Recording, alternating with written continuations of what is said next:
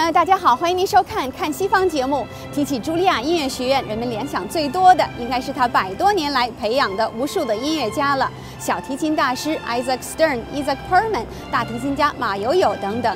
可是我们今天不去见他的这些音乐家，而是见他的院长 Joseph Polisi 博士。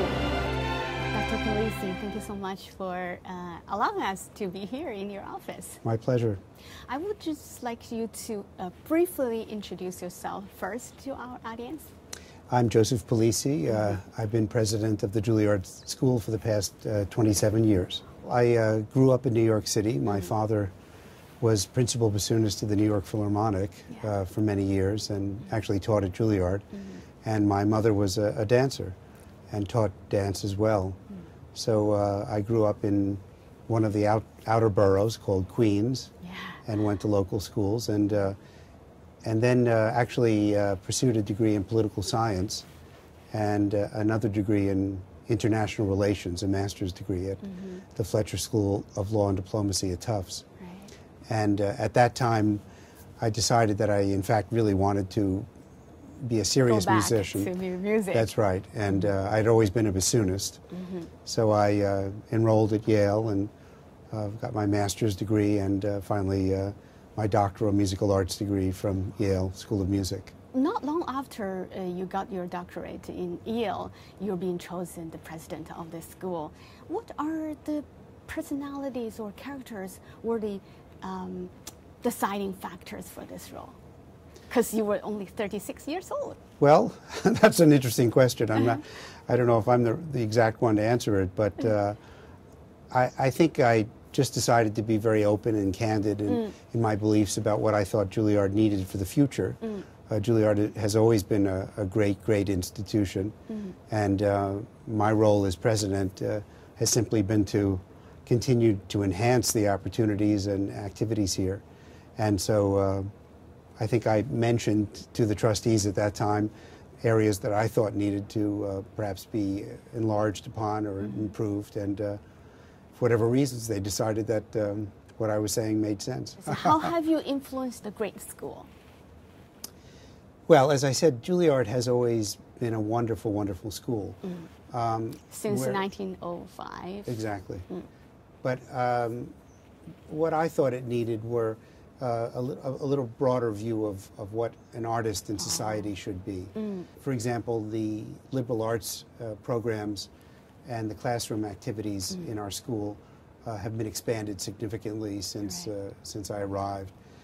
There's been much more activity in terms of so-called outreach, that is, asking our actors, dancers, and musicians to work in venues that are non-traditional, whether they be hospitals or schools or nursing homes, and presenting their art in ways that were not necessarily expected of them, not in a traditional concert hall. Of course, we've done an enormous renovation of our buildings and have added a residence hall and have added major studios and various rehearsal rooms and presentational rooms.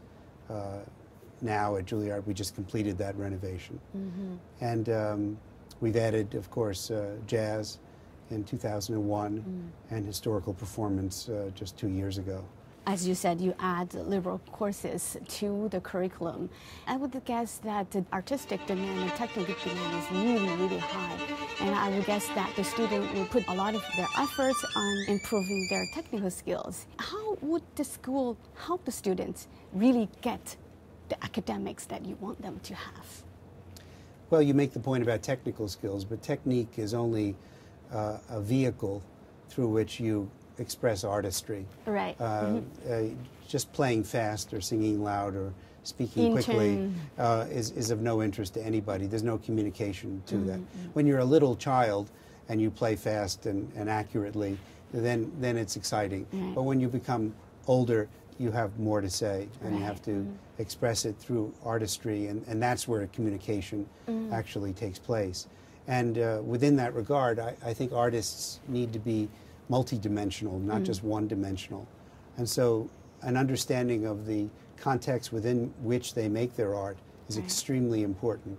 And that comes from studying history and literature and economics and having a good sense of what current events are, and the role of the artist in society. I wrote a book in 2005 called The Artist as Citizen, and that's what that's about, the role of the artist in making sure that the arts are understood within our society and respected and valued. Yeah, in your book you said there should be no dividing line between artistic excellence and social consciousness. You may want to elaborate a little bit about that. Yes, I think that artists today have responsibilities off the stage, that just doing the concert and then leaving at 10 o'clock or at 4 o'clock in the afternoon is not enough. That artists today have to go into communities large and small and make our fellow citizens understand the importance of the arts in our society. Not only as an entertainment, of course, but as an extraordinarily important part of what we are as human beings. It's a profoundly important element that the arts do better than anything else in terms of making us understand who we are as individuals and collectively. And I think that, especially in the United States, that's been misunderstood and certainly undervalued. So that's been one of my principal missions at Juilliard.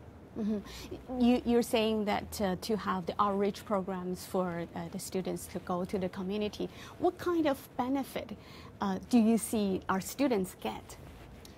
Well, that's a very important question because most of the time one dwells on the fact that we're playing music, let's say, for people in hospitals or nursing homes that can't get out. And that's certainly a benefit. But for the young artists, it's even a greater benefit, I contend, because it takes those artists out of their comfort zone.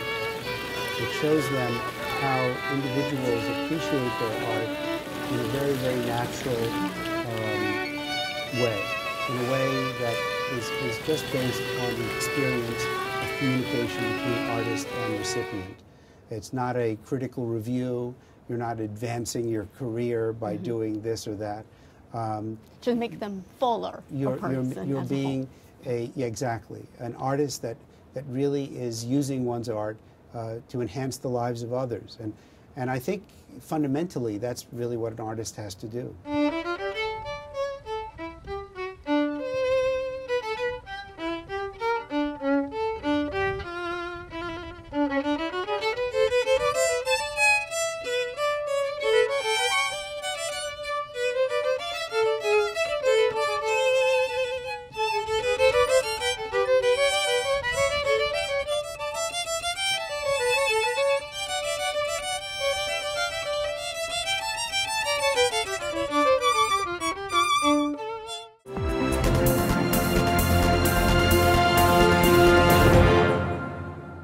Juilliard is one of the best, if not the best, conservatory in the world.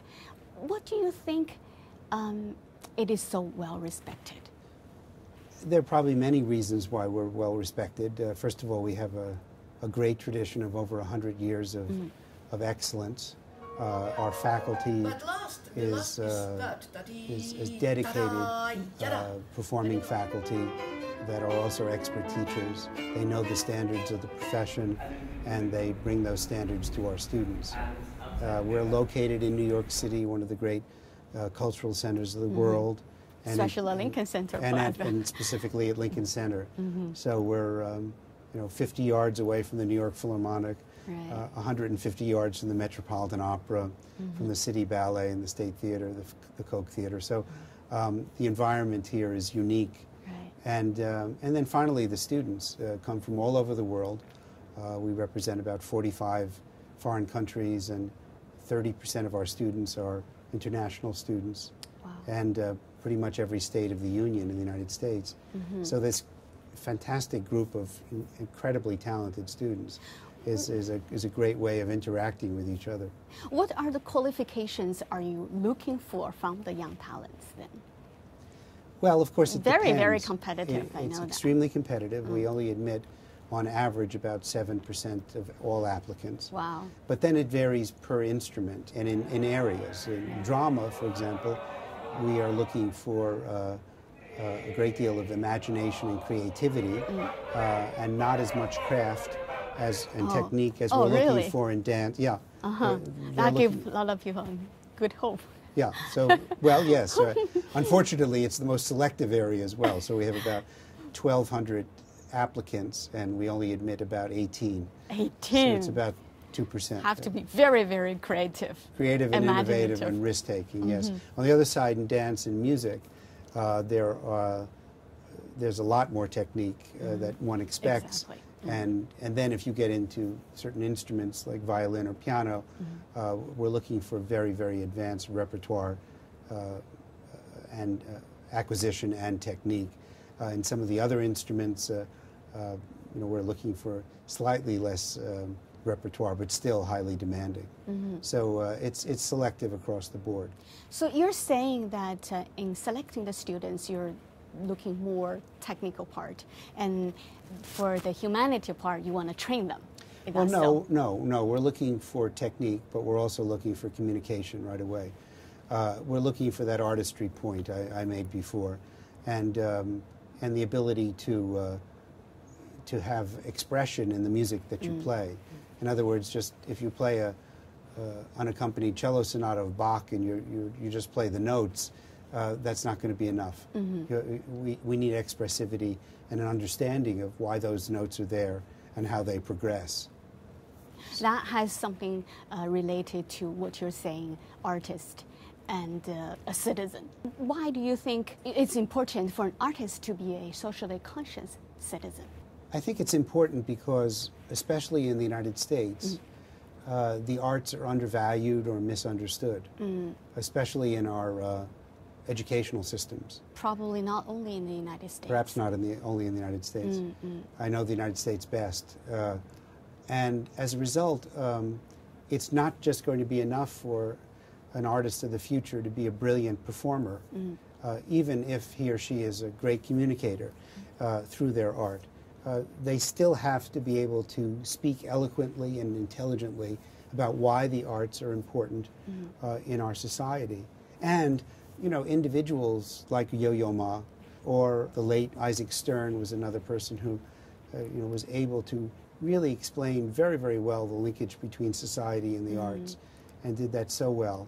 And that has a great, great impact. Wynton Marsalis is another great communicator. Yo-Yo and Wynton are both alumni of Juilliard. So those role models are the things I think we should aspire to. Exactly. And you're saying the importance of the arts, and no doubt when the financial crisis and the economic downturn comes, that's the course that was cut down the first. Yeah. What can we do about it? Well, I think what we have to do about it is to make sure that people value why the arts exist in a community. And therefore, even though there's an economic downturn, that it would be unthinkable to have an orchestra go away or a ballet company go away or a theater company go away. That they provide such important elements of why a community exists and the essence of the values of that community, that although they may have to diminish their activities a little bit, well, we don't want those programs to go away entirely. Unfortunately, what we're seeing is that many of the programs are diminished so much that they actually disappear, and that's a great sadness. Yeah, we do see some people like yourself or advocates, and are we not loud enough, or are we don't have enough people to voice out these concerns? I think the educational system today has created an enormous gap in arts education. When I was growing up as a kid in New York City, every student in the New York City public school system, free system, would have access to playing a musical instrument if they so wished and were motivated to do so. Now that's not the case. And so we have a generation actually of young people who went through school, not just in New York, but around the United States, without any arts education. And we're reaping what we have sown.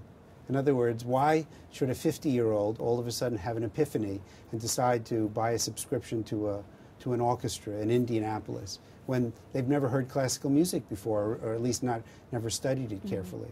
So it's a difficult argument to make to people who don't even begin to understand the basis for why there is value to this. If it's viewed as an elite experience or just as entertainment and is put in the same box as television or which is movies, much likely now. Yeah, and it's all the same.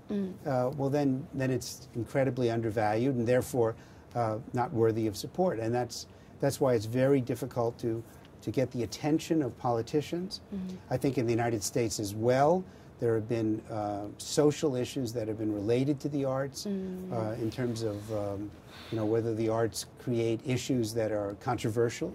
So you're adding liberal arts course to the curriculum. In a sense, the student graduated from this kind of understanding. When they come out, they could be part of your voices too, to be an advocate. Yeah. And that's part of the environment of Juilliard today. But they also are able to write clearly and to speak clearly and to explain their art to audiences. All actors, dancers, and musicians are always asked to speak to audiences. Yeah, exactly. And if they don't know how to do it, they tend not to be hired to do it again. So it's an important vocational skill as well. We're training future leaders too. That's exactly right. In a sense. That's exactly right.